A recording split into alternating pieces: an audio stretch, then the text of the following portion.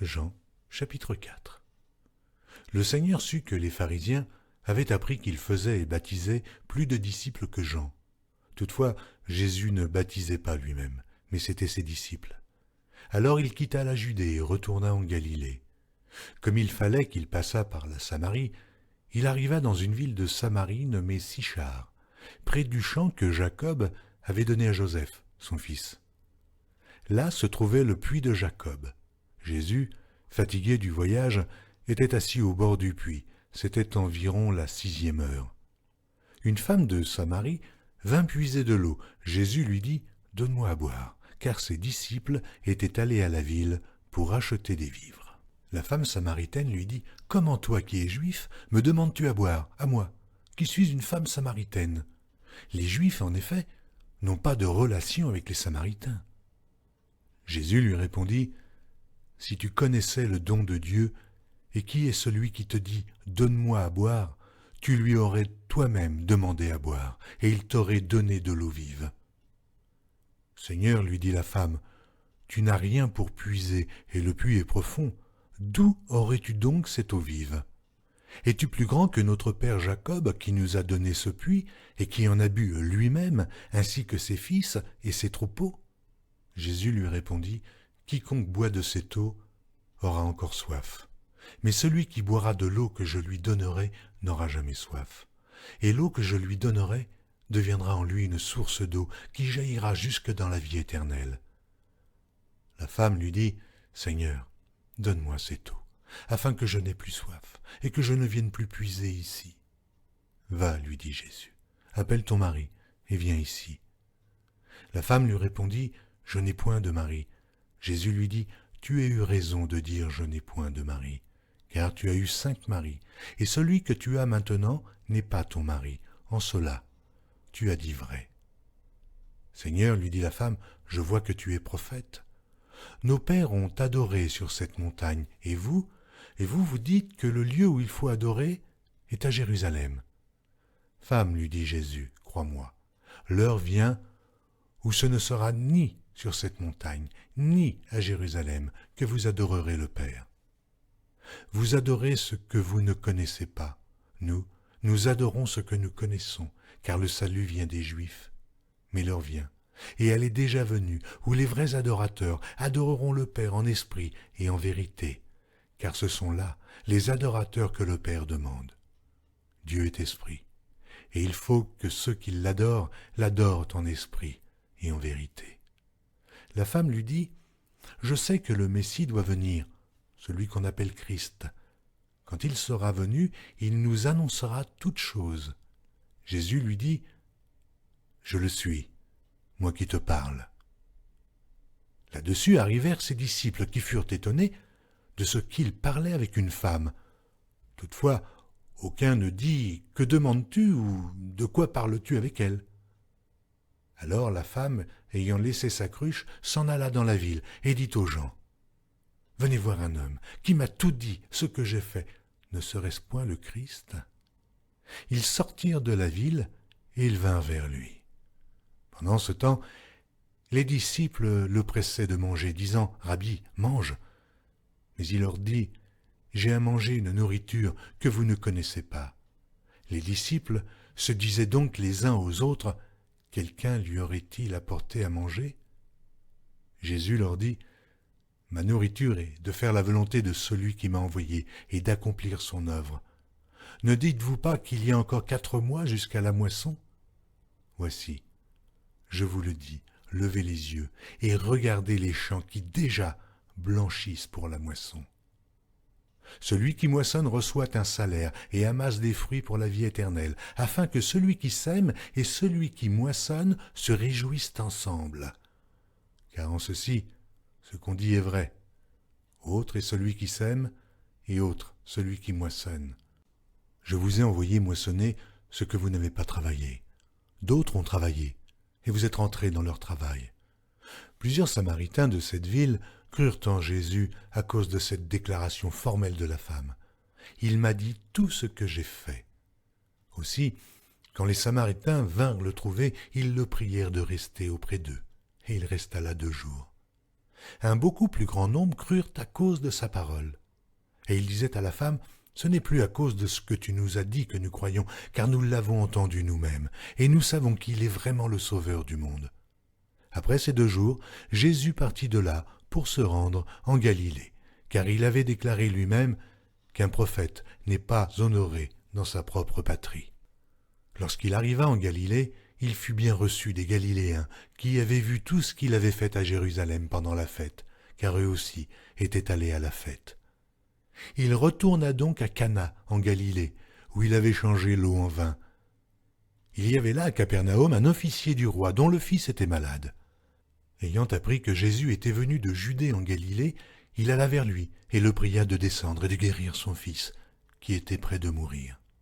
Jésus lui dit, « Si vous ne voyez des miracles et des prodiges, vous ne croyez point. » L'officier du roi lui dit, « Seigneur, descends avant que mon enfant meure. » « Va, lui dit Jésus, ton fils vit. » Et cet homme crut à la parole que Jésus lui avait dite, et il s'en alla. Comme déjà il descendait, ses serviteurs venant à sa rencontre lui apportèrent cette nouvelle, « Ton enfant vit. » Il leur demanda à quelle heure il s'était trouvé mieux, et ils lui dirent, « Hier, à la 7e heure, la fièvre l'a quitté. » Le père reconnut que c'était à cette heure-là que Jésus lui avait dit, « Ton fils vit. » Et il crut, lui et toute sa maison. Jésus fit encore ce second miracle lorsqu'il fut venu de Judée en Galilée. Jean, chapitre 5. Après cela, il y eut une fête des Juifs, et Jésus monta à Jérusalem. Or, à Jérusalem, près de la porte des brebis, il y a une piscine qui s'appelle en hébreu Bethesda, et qui a 5 portiques. Sous ces portiques étaient couchés en grand nombre des malades, des aveugles, des boiteux, des paralytiques, qui attendaient le mouvement de l'eau. Car un ange descendait de temps en temps dans la piscine et agitait l'eau. Et celui qui y descendait le premier, après que l'eau avait été agitée, était guéri, quelle que fût sa maladie. Là se trouvait un homme malade depuis 38 ans. Jésus, l'ayant vu coucher, et sachant qu'il était malade depuis longtemps, lui dit, « Veux-tu être guéri ?» Le malade lui répondit, « Seigneur, je n'ai personne pour me jeter dans la piscine quand l'eau est agitée, et, pendant que j'y vais, un autre descend avant moi. » « Lève-toi, lui dit Jésus, prends ton lit et marche. » Aussitôt cet homme fut guéri, il prit son lit et marcha. C'était un jour de Shabbat. Les Juifs dirent donc à celui qui avait été guéri, « C'est le Shabbat, et il ne t'est pas permis d'emporter ton lit. » Il leur répondit, « Celui qui m'a guéri m'a dit, prends ton lit et marche. » Ils lui demandèrent, « Qui est l'homme qui t'a dit, prends ton lit et marche ?» Mais celui qui avait été guéri ne savait pas qui c'était, car Jésus avait disparu de la foule qui était en ce lieu. Depuis, Jésus le trouva dans le temple et lui dit, « Voici, tu as été guéri, ne pêche plus, de peur qu'il ne t'arrive quelque chose de pire. » Cet homme s'en alla et annonça aux Juifs que c'était Jésus qui l'avait guéri. C'est pourquoi les Juifs poursuivaient Jésus, parce qu'il faisait ces choses le jour du Shabbat. Mais Jésus leur répondit, « Mon Père agit jusqu'à présent, moi aussi j'agis. » À cause de cela, les Juifs cherchaient encore plus à le faire mourir, non seulement parce qu'il violait le sabbat, mais parce qu'il appelait Dieu son propre Père, se faisant lui-même égal à Dieu. Jésus reprit donc la parole et leur dit, « En vérité, je vous le dis, le Fils ne peut rien faire de lui-même, il ne fait que ce qu'il voit faire au Père. Et tout ce que le Père fait, le Fils aussi le fait pareillement. Car le Père aime le Fils et lui montre tout ce qu'il fait. Et il lui montrera des œuvres plus grandes que celles-ci, afin que vous soyez dans l'étonnement. Car, comme le Père ressuscite les morts et donne la vie, ainsi le Fils donne la vie à qui il veut. Le Père ne juge personne, mais il a remis tout jugement au Fils, afin que tous honorent le Fils comme ils honorent le Père. Celui qui n'honore pas le Fils n'honore pas le Père qui l'a envoyé. En vérité, je vous le dis, celui qui écoute ma parole et qui croit à celui qui m'a envoyé à la vie éternelle, et ne vient point en jugement, mais il est passé de la mort à la vie. En vérité, je vous le dis, l'heure vient, et elle est déjà venue où les morts entendront la voix du Fils de Dieu, et ceux qui l'auront entendu vivront. Car comme le Père a en lui-même la vie, il a donné au Fils d'avoir la vie en lui-même. Et il lui a donné le pouvoir de juger parce qu'il est le Fils de l'homme. Ne vous étonnez pas de cela, car l'heure vient où tous ceux qui sont dans les sépulcres entendront sa voix et en sortiront. Ceux qui auront fait le bien ressusciteront pour la vie, mais ceux qui auront fait le mal ressusciteront pour le jugement. Je ne puis rien faire de moi-même. Selon que j'entends, je juge, et mon jugement est juste, parce que je ne cherche pas ma volonté, mais la volonté de celui qui m'a envoyé. Si c'est moi qui rends témoignage de moi-même, mon témoignage n'est pas vrai. Il y en a un autre qui rend témoignage de moi, et je sais que le témoignage qu'il rend de moi est vrai. Vous avez envoyé vers Jean, et il a rendu témoignage à la vérité. Pour moi, ce n'est pas d'un homme que je reçois le témoignage, mais je dis ceci afin que vous soyez sauvés. Jean était la lampe qui brûle et qui luit, et vous avez voulu vous réjouir 1 heure à sa lumière. Moi, j'ai un témoignage plus grand que celui de Jean, car les œuvres que le Père m'a donné d'accomplir, ces œuvres mêmes que je fais, témoignent de moi, que c'est le Père qui m'a envoyé. Et le Père qui m'a envoyé a rendu lui-même témoignage de moi. Vous n'avez jamais entendu sa voix, et vous n'avez point vu sa face, et sa parole ne demeure point en vous, parce que vous ne croyez pas à celui qui l'a envoyé. Vous sondez les Écritures parce que vous pensez avoir en elles la vie éternelle. Ce sont elles qui rendent témoignage de moi.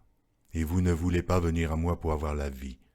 Je ne tire pas ma gloire des hommes, mais je sais que vous n'avez point en vous l'amour de Dieu. Je suis venu au nom de mon Père, et vous ne me recevez pas. Si un autre vient en son propre nom, vous le recevez. Comment pouvez-vous croire, vous qui tirez votre gloire les uns des autres, et qui ne cherchez point la gloire qui vient de Dieu seul? Ne pensez pas que moi, je vous accuserai devant le Père. Celui qui vous accuse, c'est Moïse, en qui vous avez mis votre espérance. Car si vous croyez Moïse, vous me croiriez aussi, parce qu'il a écrit de moi. Mais si vous ne croyez pas à ses écrits, comment croirez-vous à mes paroles?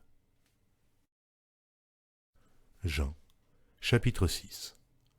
Après cela, Jésus s'en alla de l'autre côté de la mer de Galilée, de Tibériade. Une grande foule le suivait parce qu'elle voyait les miracles qu'il opérait sur les malades. Jésus monta sur la montagne et là, il s'assit avec ses disciples. Or la Pâque était proche, la fête des Juifs. Ayant levé les yeux et voyant qu'une grande foule venait à lui, Jésus dit à Philippe, « Où achèterons-nous des pains pour que ces gens aient à manger ?» Il disait cela pour l'éprouver, car il savait ce qu'il allait faire. Philippe lui répondit, « Mais les pains qu'on aurait pour 200 deniers ne suffiraient pas pour que chacun en reçût un peu. » Un de ses disciples, André, frère de Simon, Pierre, lui dit, « Il y a ici un jeune garçon qui a 5 pains d'orge et 2 poissons. Mais qu'est-ce que cela pour tant de gens ?» Jésus dit, « Faites-les asseoir. » Il y avait dans ce lieu beaucoup d'herbes. Ils s'assirent donc, au nombre d'environ 5000 hommes. Jésus prit les pains, rendit grâce, et les distribua à ceux qui étaient assis. Il leur donna de même des poissons, autant qu'ils en voulurent. Lorsqu'ils furent rassasiés, il dit à ses disciples, « Ramassez les morceaux qui restent, afin que rien ne se perde. » Ils les ramassèrent donc, et ils remplirent 12 paniers avec les morceaux qui restèrent des 5 pains d'orge, après que tous eurent mangé. Ces gens, ayant vu le miracle que Jésus avait fait, disaient, « Celui-ci est vraiment le prophète qui doit venir dans le monde. » Et Jésus, sachant qu'il allait venir l'enlever pour le faire roi, se retira de nouveau sur la montagne, lui seul. Quand le soir fut venu, ses disciples descendirent au bord de la mer. Étant montés dans une barque, ils traversaient la mer pour se rendre à Capernaum. Il faisait déjà nuit, et Jésus ne les avait pas encore rejoints. Il soufflait un grand vent, et la mer était agitée.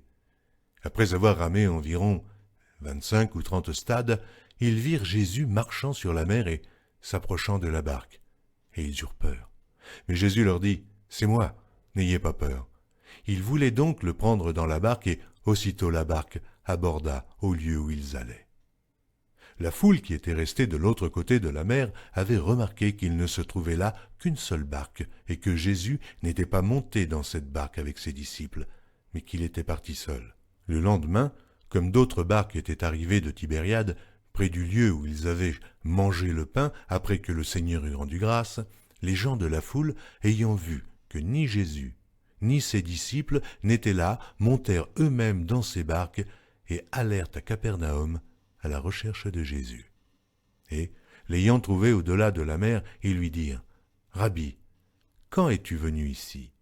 Jésus leur répondit, « En vérité, je vous le dis, vous me cherchez non parce que vous avez vu des miracles, mais parce que vous avez mangé des pains et que vous avez été rassasiés. Travaillez non pour la nourriture qui périt, mais pour celle qui subsiste pour la vie éternelle, et que le Fils de l'homme vous donnera. Car c'est lui que le Père, que Dieu a marqué de son sceau. » Ils lui dirent, « Que devons-nous faire pour faire les œuvres de Dieu ?» Jésus leur répondit, « L'œuvre de Dieu, c'est que vous croyiez en celui qui l'a envoyé. » « Quel miracle fais-tu donc, lui dirent-ils, afin que nous le voyions et que nous croyions en toi? Que fais-tu? Nos pères ont mangé la manne dans le désert, selon ce qui est écrit, il leur donna le pain du ciel à manger. » Jésus leur dit, « En vérité, je vous le dis, Moïse ne vous a pas donné le pain du ciel, mais mon Père vous donne le vrai pain du ciel.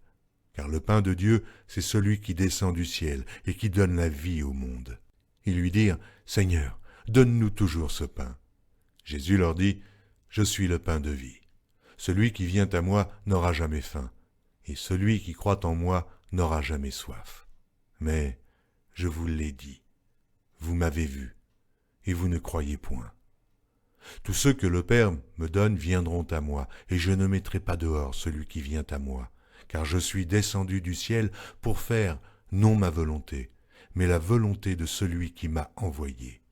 Or, la volonté de celui qui m'a envoyé, c'est que je ne perde rien de tout ce qu'il m'a donné, mais que je le ressuscite au dernier jour. La volonté de mon Père, c'est que quiconque voit le Fils et croit en lui ait la vie éternelle, et je le ressusciterai au dernier jour. » Les Juifs murmuraient à son sujet parce qu'il avait dit « Je suis le pain qui est descendu du ciel ». Et ils disaient « N'est-ce pas là Jésus, le fils de Joseph, celui dont nous connaissons le Père et la Mère? Comment donc dit-il « Je suis descendu du ciel » ? Jésus leur répondit « Ne murmurez pas entre vous. Nul ne peut venir à moi si le Père qui m'a envoyé ne l'attire, et je le ressusciterai au dernier jour.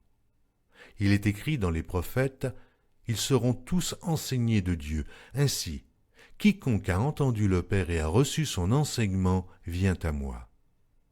C'est que nul n'a vu le Père, sinon celui qui vient de Dieu. Celui-là a vu le Père, en vérité.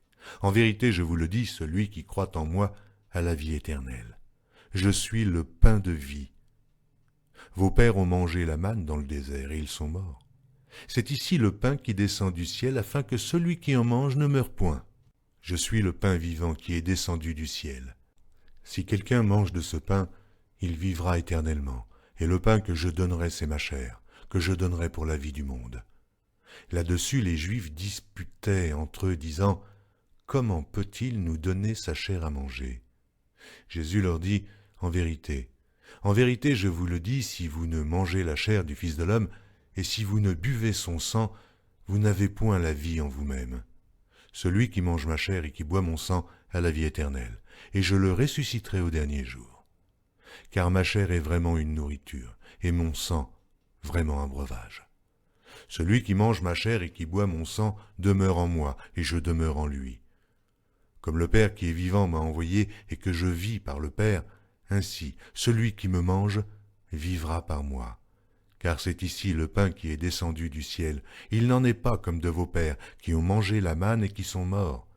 Celui qui mange ce pain vivra éternellement. » Jésus dit ces choses dans la synagogue, enseignant à Capernaum. Plusieurs de ses disciples, après l'avoir entendu, dirent « Cette parole est dure, qui peut l'écouter ?» Jésus, sachant en lui-même que ses disciples murmuraient à ce sujet, leur dit « Cela vous scandalise-t-il ? Et si vous voyez le Fils de l'homme monter où il était auparavant? C'est l'Esprit qui vivifie, la chair ne sert de rien. Les paroles que je vous ai dites sont esprit et vie. Mais il en est parmi vous quelques-uns qui ne croient point. » Car Jésus savait dès le commencement qui étaient ceux qui ne croiraient point, et qui était celui qui le livrerait. Et il ajouta, « C'est pourquoi je vous ai dit que nul ne peut venir à moi si cela ne lui a été donné par le Père. » Dès ce moment, plusieurs de ses disciples se retirèrent, et ils n'allaient plus avec lui. Jésus donc dit aux 12, « Et vous, ne voulez-vous pas aussi vous en aller ?» Simon-Pierre lui répondit, « Seigneur, à qui irions-nous? Tu as les paroles de la vie éternelle.